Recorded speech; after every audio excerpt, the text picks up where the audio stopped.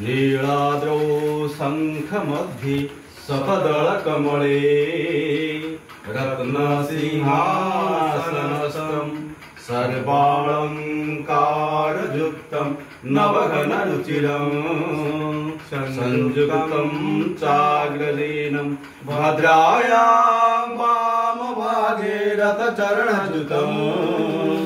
ब्रह्मरुद्रेन्द्रवन्द्यं वेदानां सारमेशं स्वजनपरिभूतं ब्रह्मदारु स्मरामि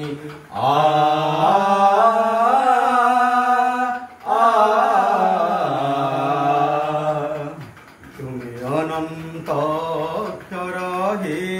जगन्नाथ तुम्हें अव्यक्त अक्षर हे जगन्नाथ निज इच्छारु सृजिला ए जगत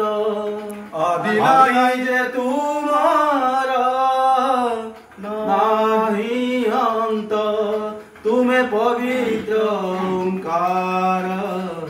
चिर सत्य नील सिंधु तीरे नीलाचल तहि विराजित बड़ देउल दारु ब्रह्म रूपे हे विश्व पालन उड़ाओ पताका पतित पावन सत्य धर्म न्याय करी संस्थापित भक्तर तुमे